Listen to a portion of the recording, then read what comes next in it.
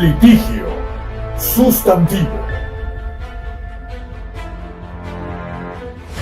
El foro pensado para orientarte sobre tus obligaciones y derechos legales en la equidad de la ley.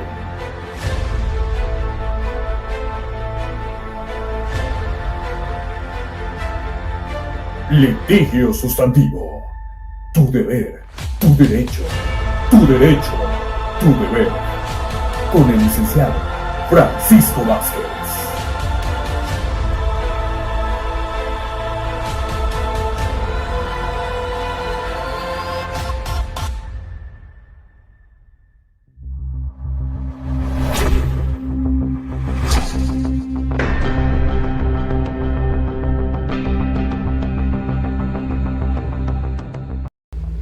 Bienvenidos a Litigio Sustantivo, tu derecho, tu deber, tu deber, tu derecho, el espacio pensado para orientarte en la solución de tu problema jurídico. Nos acompaña el doctor Guillermo Arenas, especialista en Derecho Laboral. Doctor, ¿cómo está? Maestro, es una dicha estar con usted. Buenas tardes, aquí atento a su invitación y con todo gusto para servirle. Gracias, doctor. Público, doctor, es muy sabido y es muy frecuente que el trabajador tenga en mente que los domingos y días festivos se pagan diferente. La idea general es se paga doble, pero eso de acuerdo a la Ley Federal del Trabajo, doctor, ¿cómo es? Basándonos en que el trabajador solamente, por ejemplificar, gana 100. Sí, a ver, maestro, mire, eso se ha establecido en ley, tocante a la pregunta. Mire, aquí obviamente la jornada laboral es de 8 horas. Sí. ¿Sí? Y para ello, al igual está establecido la jornada diurna, la nocturna y la mixta. Es decir, la primera son 8 horas, la segunda 7 horas, 7:30 horas, perdón, aclaro, y la tercera 7 horas. Por un lado. Por otro, al igual, si el trabajador gana por día 100 pesos, pero resulta que él, a ver, son cuestiones totalmente diferentes, porque también da lugar aquí a que trabajan horas extras, para ir siendo más preciso, ¿verdad? Cuando trabajan horas extras, decía, son 8 horas. Y la ley marca que está establecido que se pueden trabajar 3 horas extras. Como máximo, pero que no pase de 3 veces a la semana. Sí. Ahora bien, si estamos en ese rubro, se paga el 100% de las horas extras que resulten. Y si pasa de ese tiempo, es decir, de más de 9 horas, se pagan un 200%. ¿Y cómo se tasa, maestro? De esos 100 pesos, sí, ¿verdad? Hay que contabilizar por las 8 horas. De ese resultado, ¿verdad? Que nos lleva 100 entre 8. Sí, hay que contabilizar por las horas laboradas. Es decir, si fueron 3 horas nada más, pues da resultado. Si resultó ser en la semana a las 9, hay que contabilizar y el resultado es lo que debe pagar el patrón.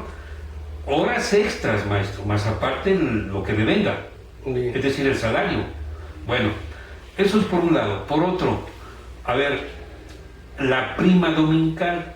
También es otro punto muy interesante que los trabajadores se preguntan, ¿cómo, Claro. ¿cómo se cobra o cómo se devenga eso? La ley hace mención que el patrón y trabajador se podrán poner de acuerdo qué día es de descanso, pero claramente dice... ¿Ya no es domingo? No, claro, pero dice preferentemente el domingo, ¿sí? ¿Eso ya es nuevo?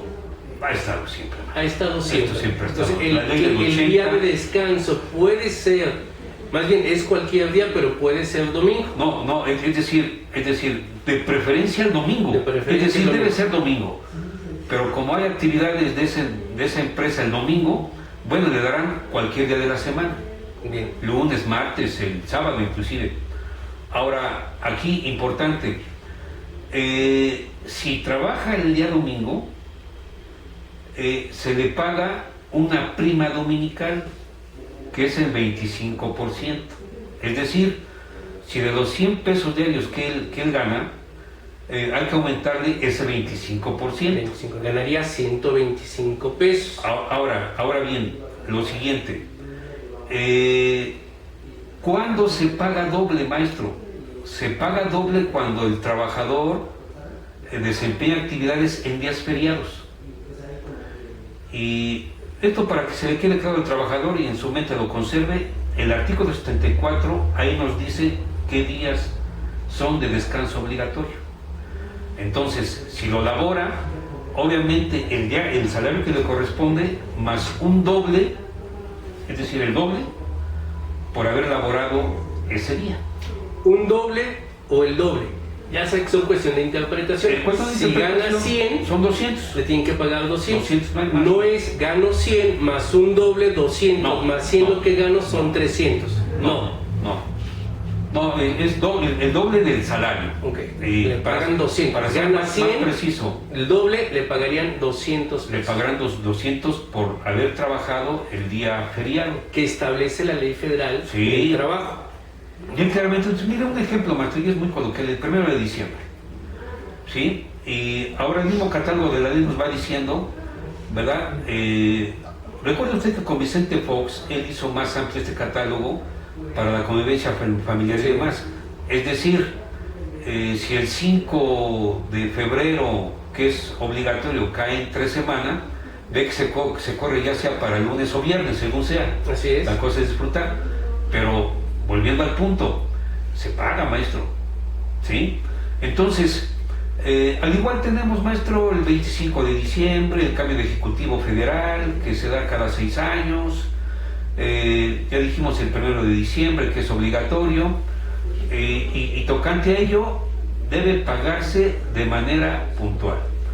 Ahora, algo también, maestro, muy importante, y es en relación al pago. Claramente la ley hace referencia que este debe de pagarse en moneda de cuño corriente. Ahora, hay modalidades, maestro, ya establecidas, que les pagan a través del cajero. Van al banco, o la empresa, les da su comprobante, van al banco, hacen la gestión de su tarjeta, y ya sea cada fin de semana, quincena o mes, le introducen y ahí se refleja su salario. Y antes la empresa tiene que llevar sus controles referente a la firma del comprobante correspondiente. Hace un momento usted me preguntaba, maestro, en relación a los sindicatos. Así es. A ver, maestro, mire, los contratos colectivos de trabajo son para beneficiar las prestaciones del trabajador. Es decir, maestro, si la ley nos está diciendo que, y un ejemplo, a ver, maestro, va a colación, que de vacaciones al año son 6 días, esa es la función del contrato colectivo, es decir, del sindicato. Algunos dicen que son 7, otros que son 8, por un lado. Por otro, el aguinaldo, la regla general, son 15 días. Hay contratos que hablan que son 18, que son 20 días. Es decir, los contratos colectivos a través de los sindicatos siempre tienden a mejorar las prestaciones que la ley establece. Desde luego, sí. Ahora, por eso es contrato colectivo, porque no puede estar supeditado nada más a lo que dice la ley. Es decir, es para las mejoras salariales. Ahora, doctor, algo interesante para los trabajadores que están sindicalizados. El sindicato, el secretario del sindicato tiene la obligación de dar a sus agremiados copia de ese contrato. Desde o luego. Es algo interno para el secretario del sindicato. No, maestro, mire, desde luego. Es más, dada la publicidad que se dio de la reforma laboral de 2019, sí, la llamada transparencia sindical, igual fue un punto muy importante, que cada trabajador debe tener conocimiento de su contrato colectivo de trabajo. Es más, déjeme decirle, las paraestatales, el Seguro Social, Infonavit y otras, inclusive imprimen los contratos, maestro, porque hay revisiones. Hay una revisión general y una salarial. sí. ¿Sí? Entonces, tocante ello, ya bajo esa modalidad de impresión, es obligación de repartir al trabajador para que sepa sus condiciones de trabajo. Es decir, mire, las condiciones de trabajo obviamente están establecidas en ley Y esas mejoras vienen de acuerdo al contrato colectivo, Sí. según como el secretario general del sindicato haya pactado con el patrón para esos fines. Por eso, maestro, aquí es el consenso con los trabajadores para la firma del contrato correspondiente. Es decir, aquí no hay nada que en lo oscurito, que mira, nada más te van a dar tanto, o qué sé yo, como lamentablemente suele suceder en algunos. Pero no, maestro, esa transparencia sindical sobre eso versó de que el trabajador tiene que tener conocimiento pleno de sus condiciones de trabajo. Bien. Ok, si vamos en el supuesto que el trabajador sindicalizado no tiene esa copia que el secretario del sindicato tiene la obligación de proporcionar, para que se lo pida al secretario, ¿tendrá que ser por escrito, tendrá que ser verbal, o definitivamente caemos en que es obligación del secretario del sindicato hacerle saber a sus agremiados qué es lo que ha logrado precisamente el sindicato, siempre en beneficio de las prestaciones? Sí, aquí sucede lo siguiente. Los sindicatos tienen su comité ejecutivo, su secretario de trabajo, secretario tesorero, coloquialmente se le llaman carteras. Entonces, le corresponde esta función al secretario de trabajo. Es decir, tendrá que consensar o consensuar con su secretario general para que el trabajador que está esperando en su oficina quiera una copia del contrato. Por un lado. Por otro, mire, normalmente los ocultan. Pero eso pasa en otro lado. No, Puebla, México, ¿no? En la mayoría de sindicatos, no precisamente en Puebla, en todos lados. Sí, porque el trabajador desconoce. Por eso son las carteras. Sí, en este caso, a ver, esa transparencia también versó sobre lo siguiente, de que en un momento dado, si algún secretario o de esa cartera que decía que son las secretarías, ¿verdad?, no cumple con lo que dicen los estatutos y por interés de estos, o sea, los trabajadores al contrato colectivo, pueden acudir a la autoridad laboral. Insisto, hay competencia laboral y competencia laboral en el ámbito federal y local, Sí. según esto, para que de esa manera hay las instancias correspondientes para que llamen en un momento dado a es decir, al secretario general puede ser, ¿verdad?, y les ponga a la vista el contenido del contrato colectivo, porque muchas veces, déjame decirle, dice el patrón, ¿verdad?, hay un contrato que se va a firmar con la empresa, pero pues ahí nada más les dicen, y estos son instancias, porque para ello en cada centro de trabajo hay delegados, y esa es la función de estos, de que en un momento dado, ejemplo, que un grupo de trabajadores, que fueron 10, trabajaron más de la jornada extraordinaria establecida en la ley, y por tanto hay que ver lo concerniente al pago. ¿Por qué razón? Porque hablando del patrón, se niega a cubrirse esa prestación. Ya es función del sindicato a través de su secretario, decía el delegado, el secretario del Interior o de Trabajo y Conflictos, hablar con para efectos de, porque si no se cumplen esas justas laborales, el sindicato tiene que proceder a emplazar a huelga por violaciones al contrato colectivo de trabajo. Es un mecanismo. Entonces, lamentablemente, muchos trabajadores desconocen esto. Pero, pues es más triste a donde no lo hay. Porque en un momento dado, déjeme decirle, en cuántos centros de trabajo no laboran horas extras, no se las pagan. A ver, y algo que surge muy incoherente. Hay un criterio de la Suprema Corte en el que hace referencia que cuando un trabajador labora jornada inhumana, a eso se refiere a las horas extras, Sí. que tiene que comprobar, fíjese nada más. La carga es para el trabajador. Cuando la Ley Federal del Trabajo claramente dice que cuando son esas condiciones inhumanas, le corresponde al patrón. Entonces, hay una disparidad que en cierta manera mucho trabajador que ha laborado las extras, que ha desprotegido en esa prestación, la reclaman y no se las pagan. Bueno, también déjeme decirle, hay que puntualizar porque a veces en la demanda no se pidió bien ese reclamo, para eso hay que ser preciso, sobre todo decíamos en los días, la jornada específica y elaborada, y sobre todo el salario, que es el base para que en un momento dado, antes, bueno, siguen elaborando las juntas porque están en el rezago, pero ahora los juzgados de lo laboral precisen bien tocante esta prestación y condenen al patrón a pagar las horas extras.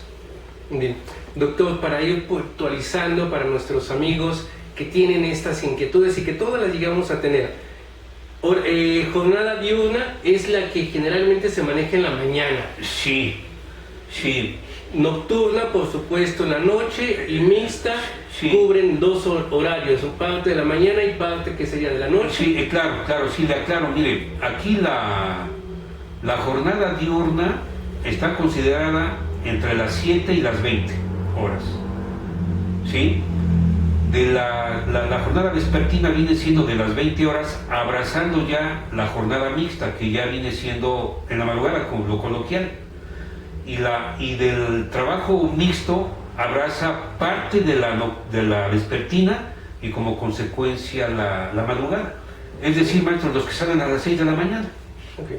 Bien. Entonces, está establecido en ley esos parámetros para que en cierta manera un trabajador que esté en alguna de esas modalidades pueda reclamar, obviamente, su salario y como consecuencia hasta dónde puede laborar nada más.